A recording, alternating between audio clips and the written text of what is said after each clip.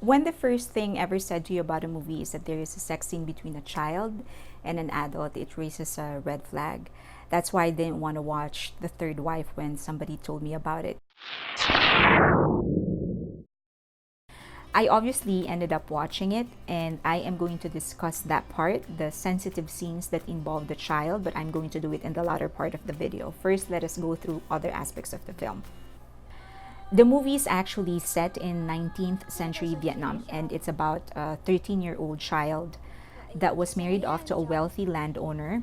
And as per custom and as per tradition, the first thing that was expected of her is to get pregnant and bear a child for the husband. This was shown in different film festivals, and they actually garnered praise, and it actually won several awards.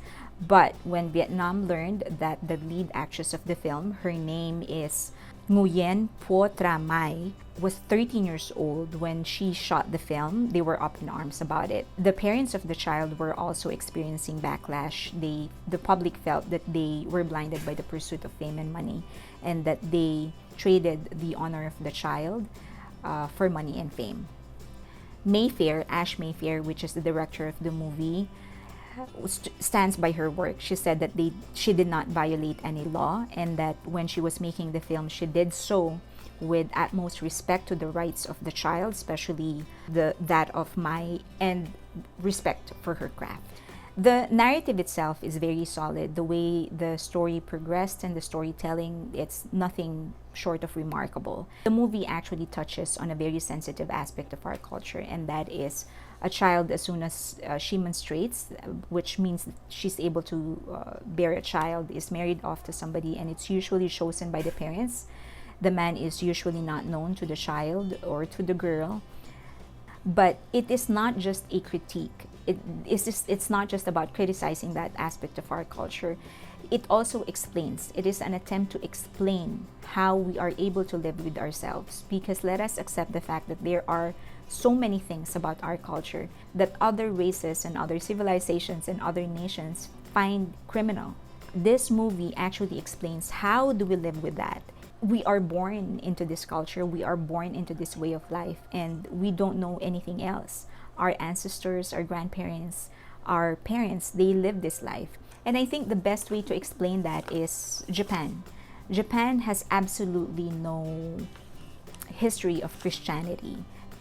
And so for Christian nations, they can't wrap their heads around the fact that Japan has just lived their entire life with no regard for heaven or for salvation. The same way Muslims believe in Allah and Christians believe in Jesus Christ. There's just, our belief is so different. And so you might find it criminal, but this is our way of life for us. And so this movie is an attempt to explain that aspect of our life. At the same time, it does not ignore that there are certain things that may be accepted but is still wrong.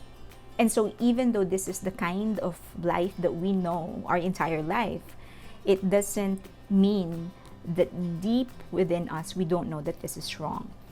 But the movie does not romanticize that rebellion in us. When we start feeling that what we are being subjected to, that the life that was dictated upon us is not for us, is not something that we like, it does not romanticize that aspect. It was told in a very, I hate using the word raw, it was just a matter of fact.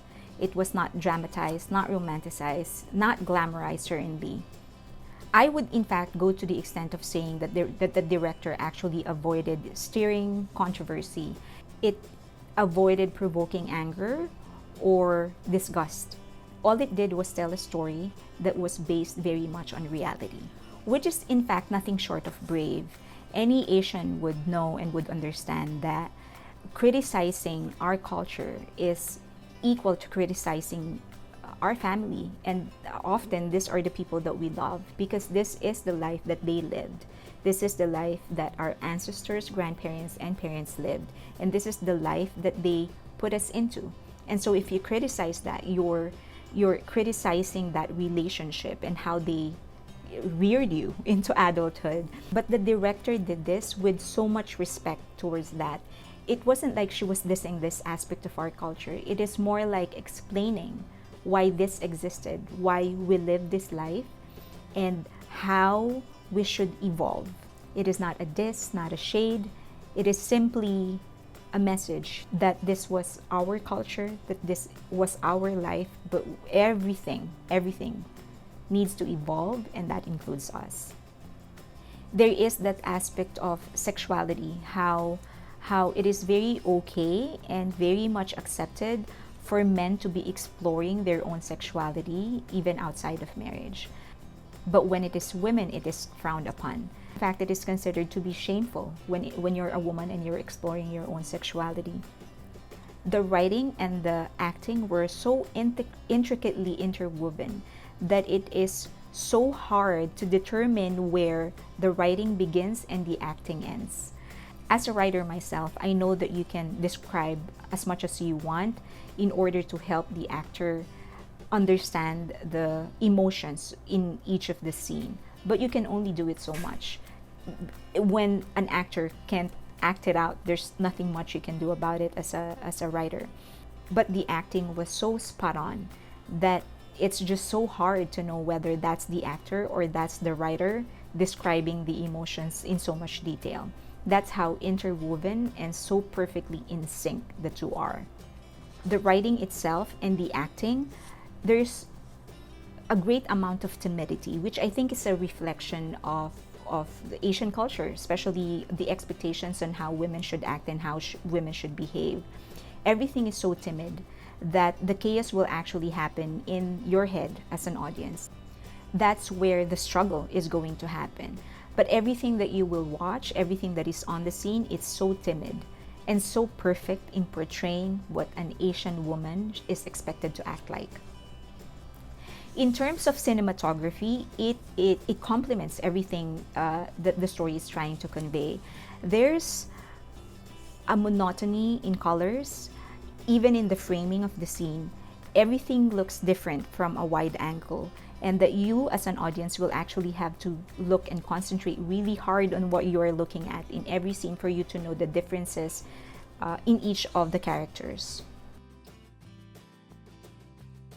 There is this one scene, the childbirth scene, where I feel like it was so subdued, the kind of pain that was being portrayed was so subdued that I do not think it encapsulated realistically the amount of pain that a mother goes through during childbirth, especially in a natural way. However, I don't know if that was the decision of a conscious decision for the filmmaker to make that scene consistent with the theme and the tonality of the entire film.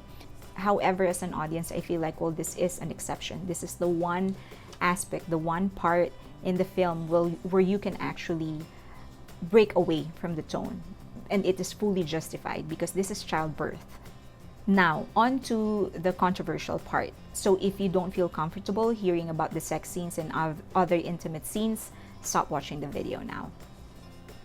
There are two very sensitive scenes that involve the child. One is the sex scene between her and the adult guy, and the other between her and an older woman. With the sex scene between her and the older guy, there wasn't anything in that scene that was unnecessary. It was done with great care and great respect towards the story, the craft of filmmaking, and the right of the child. Em khỏe đi. Không phải trên giường, dưới sàn. Everything that needed to be covered was covered. But even with that, it was very sensual. And that, I think, is a reflection of just how great the filmmaking is. Will it make you cringe? Maybe. But that is the actual point of the movie. You are supposed to question how such a situation can exist. You are supposed to question why. Why does a child have to be subjected to such a life? There is another scene with the child and an older woman.